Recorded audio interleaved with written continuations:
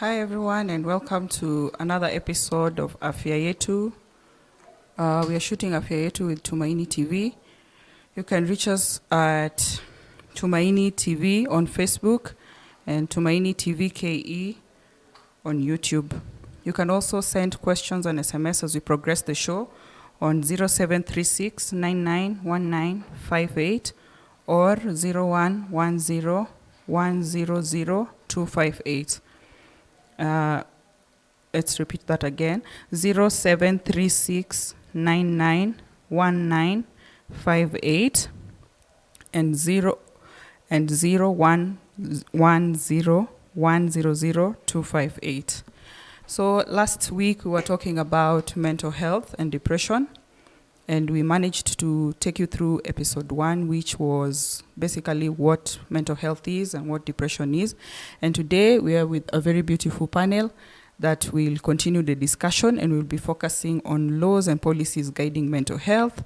We will also be focusing on how to treat mental health, what to do, support systems, and stuff like that.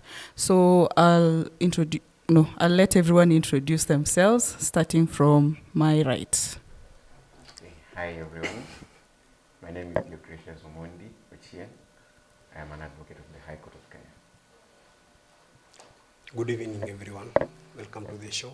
I'm Omolo Mulase, a clinician. Good evening everyone, I'm Collins Doe from Nyaluk Foundation. And I am Cynthia and I'll be hosting the show tonight. So to start us off, we discussed what mental health was, and today I would ask the question, what would I do if I want to get supported with mental health? Daktari, how can I get how can I get help with mental health? Okay, to get help with mental health, I think there are various facilities. It can be in the hospital or outside the hospital. So normally it depends with maybe the type of mental health you are having and maybe your social system. So if maybe you are having these minor issues, you can always discuss with friends, family, or any social group.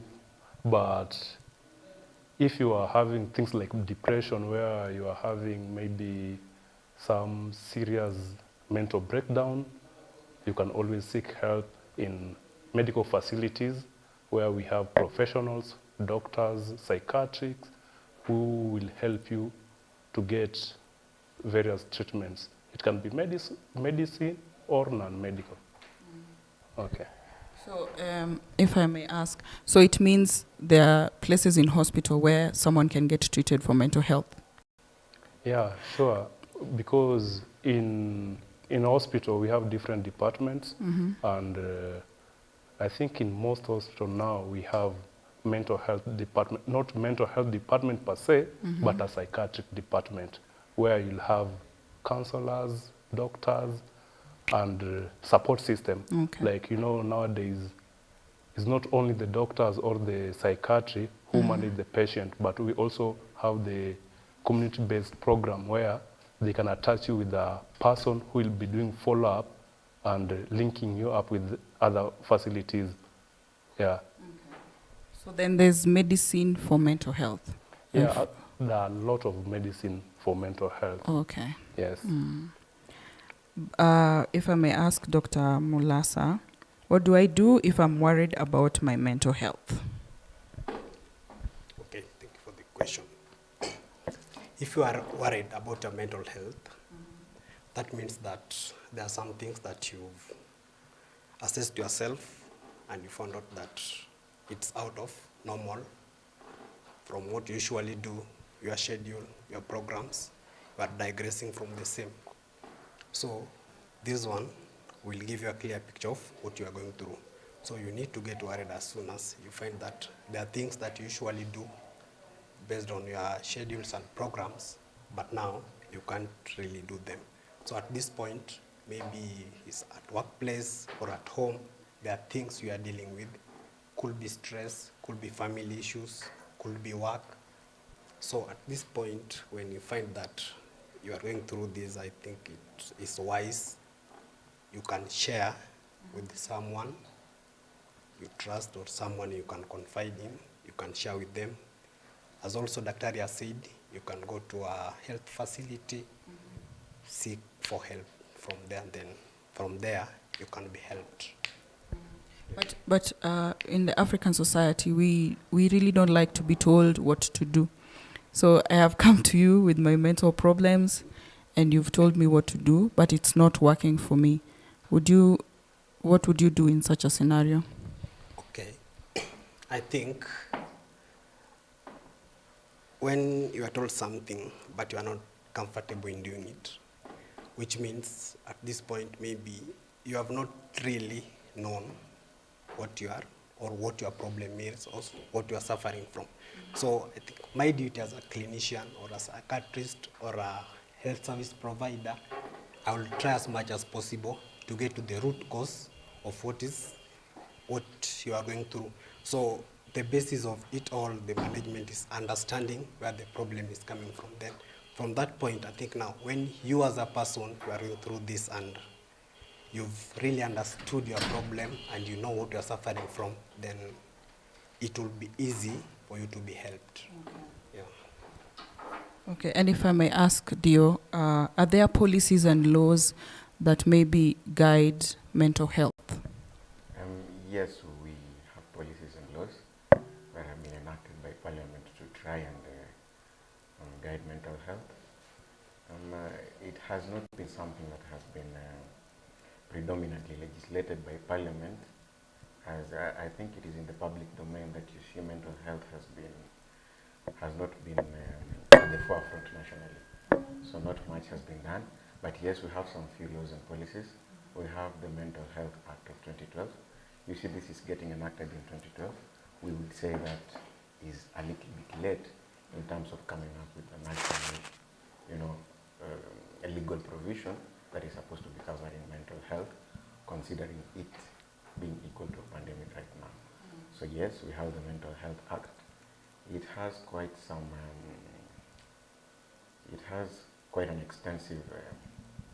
an extensive outreach in terms of the legal provisions inside there. In terms of just being able to cover mental health, it provides for establishment of mental health institutions exclusively.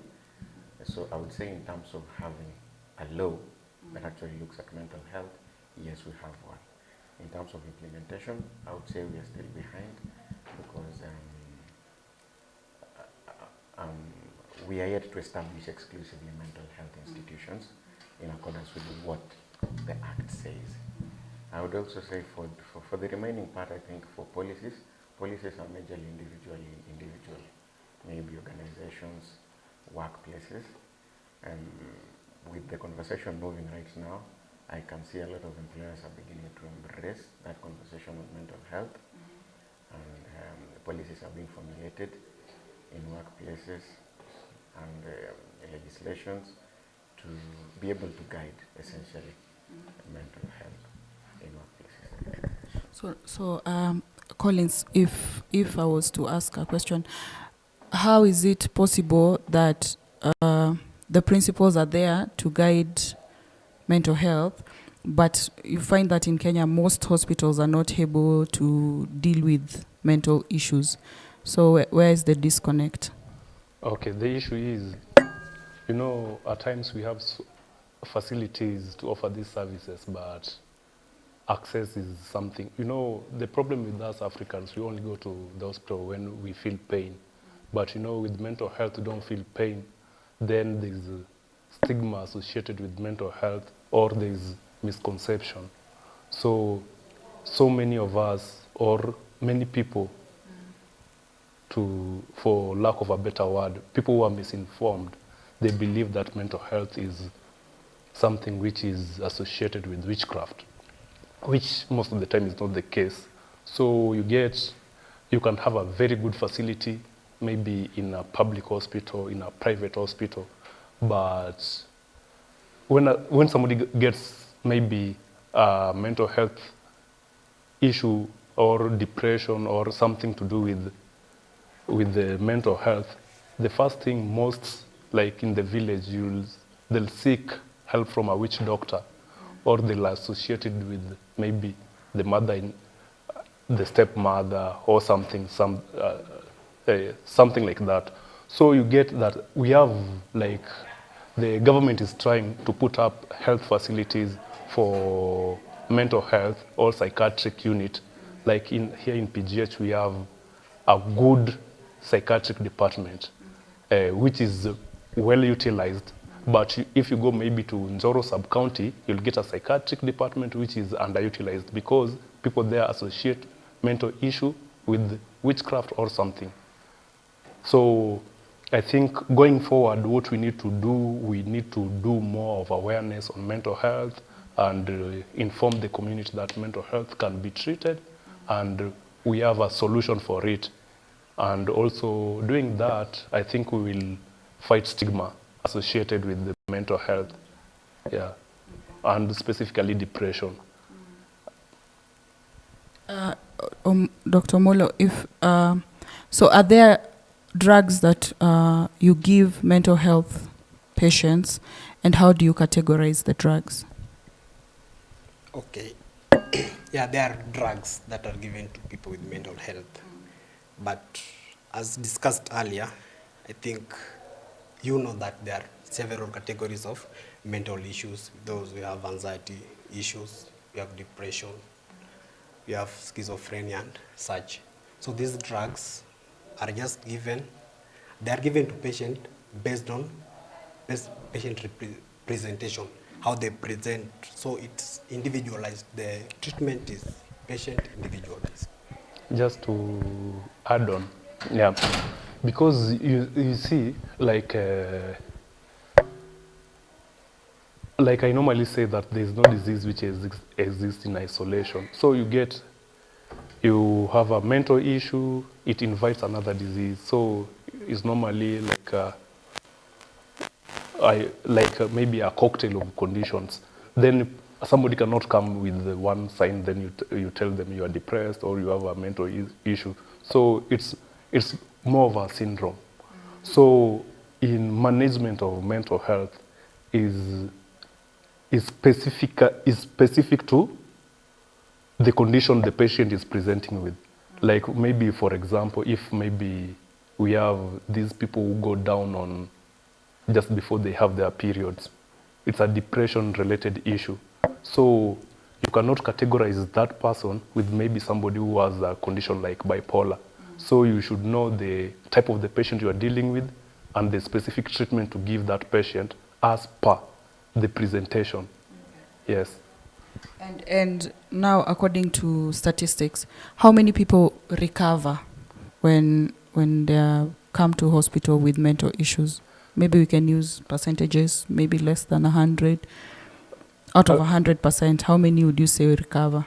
I think people who recover is quite a lot. Maybe more than 60% recover, but you get that the moment you have this mental issue, the relapse is normally very high.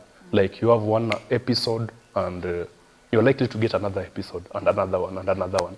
Yeah, so we have very good facilities for management. We have very good doctors for managing the conditions, but many times when we get relapse, and I think at times, these people, they're not having pain.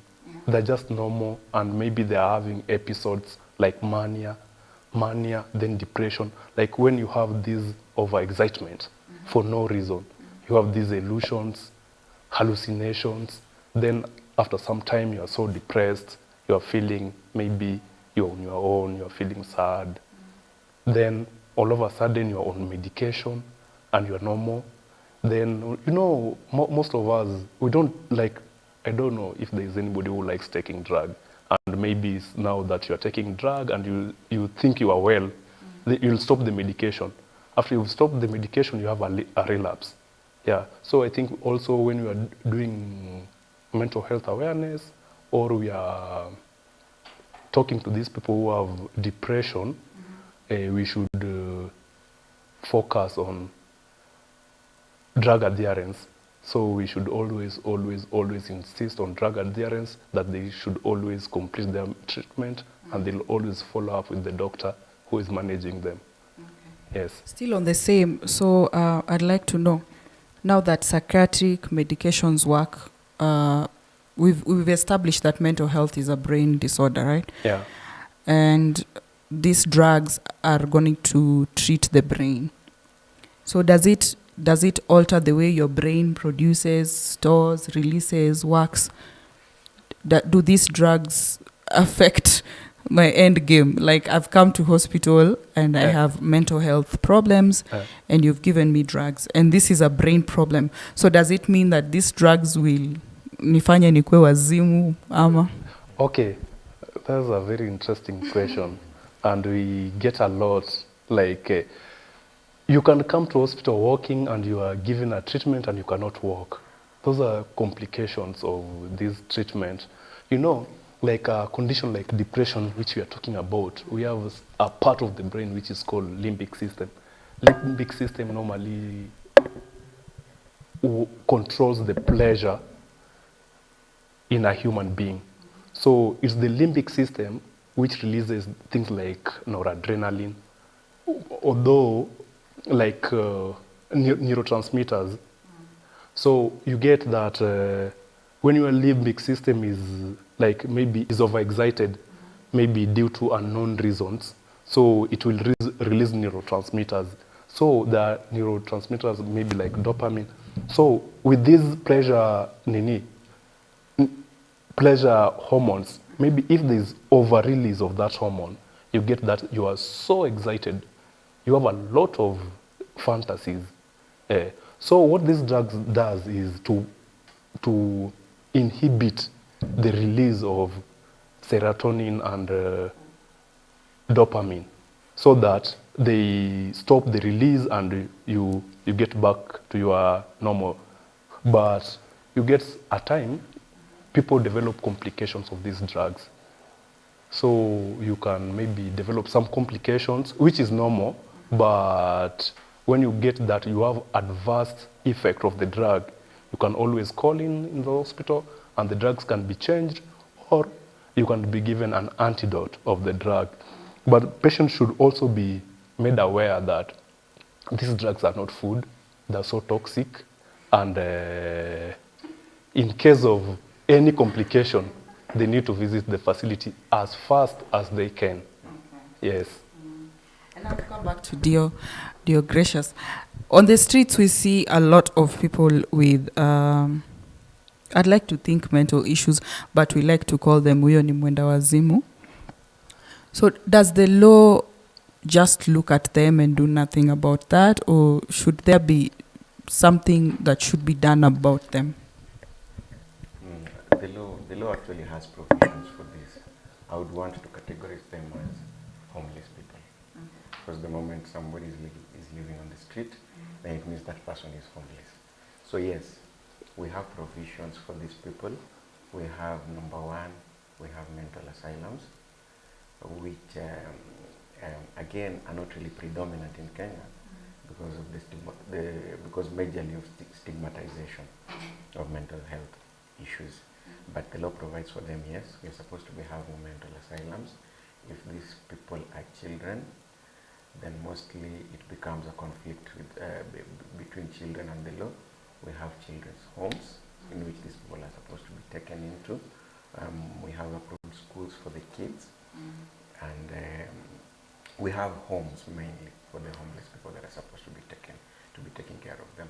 But just like any other departments, they are underfunded greatly, underutilized greatly, and that is why they are not as efficient as they are supposed to be. But yes, the law provides for them. Well, and still at it, we find that the law has provided some of these things, but they are still expensive. Yes. They are very expensive. It's very expensive to admit someone in your psychiatric institute. So is there anything that can be done so that we all can access these things? Is there a suggestion you can make that maybe Ministry of Health policy makers can maybe pick up or something like that? Actually, there's an amendment right now. There's a bill in Parliament that intends to amend the Mental Health Act. Essentially, there's a provision inside there that intends to make treatment for mental health related issues free of charge in public hospitals, you see. So this is a national legislation that is going to ensure that if you have mental health related issues, you will be treated for free in public hospitals. I would say this is a correct first step towards making this accessible to all of us. Accessibility majorly, as you had stated, is hindered majorly by affordability of these services. So I think if that is enacted, if we get to have the correct goodwill, you see, from the political class, to be able to enact the provisions of this bill, once it becomes law, then I believe we have made a very, very great step towards being able to make it accessible and reachable to everyone. Yes. Okay, viewers, we are coming to a break, and please catch us on Tumaini TV on Facebook and Tumaini TV KE on YouTube. Our numbers are still 0736 99 1958 and 0110 100 258. Thank you.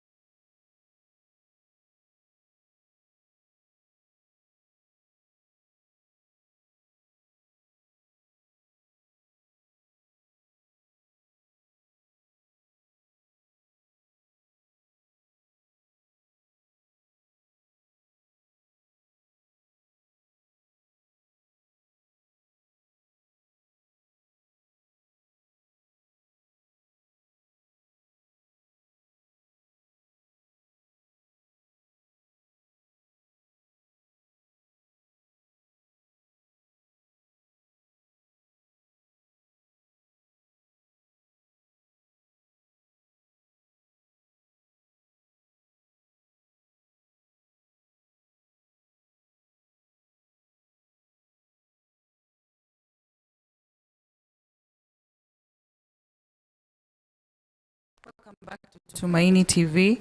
And if we still have questions, our numbers are 0736991958 and 0110100258. Our YouTube is Tumaini TV KE, and our Facebook, you can find us on Facebook on Tumaini TV.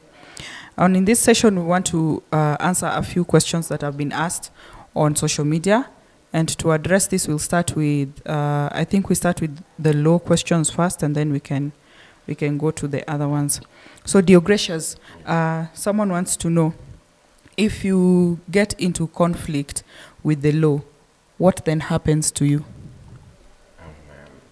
The law has a provision specifically for people who get into conflict with the law and they are experiencing challenges. Number one, having a mental condition is an absolute defense in court, mostly in criminal proceedings. It means you lacked capacity to be able to conduct that particular crime that you have maybe been charged with in court. We have elements of a crime. We have the mental element and the act itself.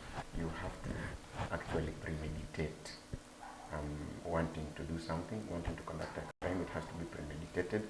So that is the mental element. And then the action coincides with the premeditation and you proceed to execute the action. So essentially, a person who has a mental health disorder or who has a mental health issue is deemed to lack that capacity to actually premeditate. So majorly in court, when you advocate or when you plead lack of capacity mentally, the court normally orders a mental examination. You will be sent to a government institution where a psychiatrist or a professional will evaluate you, and then they will come and tender the report in court, and the court shall be able to make a decision on whether you had capacity to conduct the crime based on that report that is tendered in court. Yes. Okay. I think that's beautiful. And Kenyans, this is to say, please don't go messing with the law and then say you are depressed. That's why you did what you did. And also, I think that also answers what happens when you get on the wrong side of the law as a result of your mental health. We've answered that. And okay, welcome, Dr. Yugi. Thank you. Welcome back. And this is your question. Rich Favor wants to know, are there any cures for mental health problems? Okay, actually what I can say is mental health is recurrent, courtesy of the way of life that we live in, and something like that. Okay, literally right now we're going through elections issues, yeah? Yeah, so many people, they're worried about where they should be and something like that. But to be honestly saying, mental health is treatable. Yes, it is. It depends in whatever stake that we put in place. Yeah, about your health, personally, about your mind. Yeah, and possibly with the drugs that you go through, yeah, when you go and see psychologists or, yeah, something like that. So it is, yeah. But there's an impact, given that out of 4 people, 1 of Kenyans is depressed, always. That is something that is there. Some of them, they are so silent about it, they don't talk about it because they don't know exact channel to go through, the person they talk to, and something like that. So they are worried, but that's what it is. Yes. Thank God you said of 4 people, 1, 2, 3, 4. Yes. One of us is depressed. Someone else wants to know. And you've been talking about mental health issues. What are some of the things that affect your mental health? Let's start here. Okay, some of the things which affect your mental health generally is like, mental health, like, I wouldn't say maybe somebody maybe who is like somebody who is well off has the same mental issues as somebody who is struggling. It's so like it's more of socioeconomic issues that drives you to maybe being depressed and doing maybe going out of your normal. So it's more of socioeconomic issues. Yeah. Doctor, do you want to chip in? Yeah, actually, I would speak about mental health, and this discussion was all about depression. Yeah, depression itself, yeah, it's actually about low mood, yeah, and not actually person getting away from reality. Yes, in simple terms. Yeah, yeah. So depression itself, yeah. When you have low mood and all that, there's so many things, yeah? It doesn't cover about your society, your social issues, yeah? Yeah, you can be a leader somewhere. Like, you look at the presidential candidates right now, so many of them are depressed. You never know. Exactly. Yeah, exactly. It's always high. Yeah. So that's the Disallowed. thing. So it depends, yeah? What this depression is taking someone to. You get it? Even kids, the small kids, yeah? They get depression. Then also, Yep. just to add on, like, you see, like, most of us youths, we get depressed or more so job related because there's a lot of pressure at work. Yeah. So you have to deliver at work, you have to also to go home and deliver, and there's this thing that society expects from you. The society actually determines how you behave. So you have to maybe to balance job, work, and any home issues. So you get most of the youths normally is job related. Then you get you work for so long hours with low pay, and right now we have a lot of everything is up apart from salaries. Yeah. Okay. Actually, when I need to speak about the management of depression, just in a while, yeah? The thing is, it starts with your personal perspective and your thoughts. Yeah. Depression depends on what you feel, what you see, what your mind is, your mood, and all that. So, actually, first of the thing is, whatever you do, yeah, get connected with people and all that, yeah. Secondly, yeah, the medication. There's somebody, okay, last time somebody talked about diazepam. You remember? Yeah. Valium, yeah? Yeah. And for the people who feel depressed, yeah, the thing is, do not just go to pharmacy and get drugs. Yeah, go look for, there's so many drugs, yeah, that can help you with your depression issues. They're Yeah. antidepressants. Yeah. Yeah.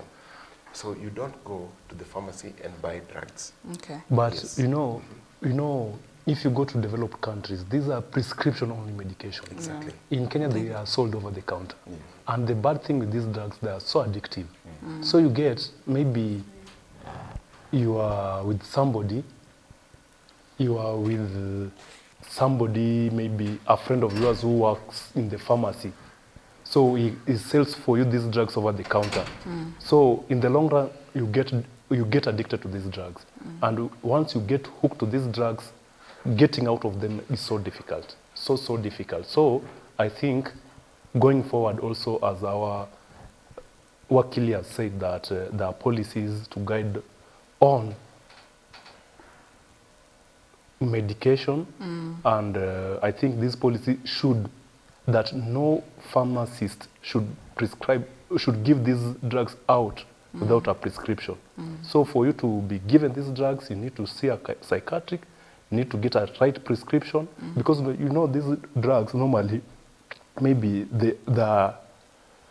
maybe you can be given for maybe a certain duration, maybe 30 months, not 30 months, maybe 30 days. So after 30 days, you should go and refill, and you should go for a review to your doctor. So you get maybe this person had maybe one prescription, maybe 2019, and he's using this prescription now and over again to get the same drug. Maybe he is well, now he's addicted, because you know these drugs also give you some pleasure symptoms. So you feel high like professor who wants to be the next president. So you are always yeah. Okay. Oh, I think like we deviated from what the initial question is, but at least we've also answered management of mental health. So Wakili, Yes. a quick one. What do you think causes your mental health problems? So what I would want to say, some of it might be predisposed. Okay. One of the reasons could be it is predisposed. Mainly in men. I would say mainly in men. Because you see, I think I'm digressing a little bit. I will just mention it, maybe a discussion for another time. It is said that men are not brought up. Men are left to germinate. Hey. Okay, actually, the thing is that statistics show that women are more depressed. I remember we had that discussion last time, yeah? Okay. But women are more, they handle their issues proper. Yeah. Yes. But I was, my point was, in terms of handling mental health issues, I would say women are more in contact with their feelings than men most of the time. So it is easy for a man to be depressed, for instance, and you might not even be aware that you're depressed. Men don't talk. Because you're never in contact with your feelings, you see. So I would say, for me, there's the predisposition, and then mainly it comes from work. That is the pressure, to be able to meet targets sometimes, and the pressure to live up to that title. Daktari has to be Daktari, Daktari has to be driving a Mercedes Benz. Daktari is driving a Kadidi. So I would say majorly socioeconomic, societal pressure. Yeah. Yes. Just to add on, like if you look at our statistics right now, everybody, like I think a good percentage of people who commit suicide secondary to mental health are normally men. True. Women who maybe commit suicide or die are killed by these men. So you get the wanaume, they get into this problem and they want a permanent solution to them. So issue is we don't discuss our issues. So I think we should embrace more men empowerment. I think women are empowered enough. Yes. So we should start on men empowerment. We should talk about mental issues, and I think we should come up with platforms where we should not always seek permanent solution to Temporary problems. Yeah. I think something else that we forgot to mention in the causes of mental health: childhood abuse, and also losing someone can cause mental health issues. Can someone suppress depression and then later overcome it, Dr. Yugi? Yeah, it happens. We call it, what do you call it? It's actually something that happens. It's suppressed in a little bit, then it comes up. Like somebody who experiences the such kind of issues for like 2 years, it happens. Yeah. So it's possible to Yes. suppress. Okay. Yeah. Okay. Is there a specific age group that are affected by depression, Dr. Collins? You know, with mental health, normally mostly it affects the youth, like between 19 to 35 are the most affected, according to the current statistics. Reason being that we want to make things work. Okay, we want to live for the moment. We want to drive a Subaru or V8 at 22, and something you've not even worked for. So that's when you are getting a lot of pressure, maybe from friends, social media, and you want to live up to that standard. Okay. So you get that mostly people who are affected most are the youths, because even they don't know even what they want in life. The only thing they want maybe is soft life and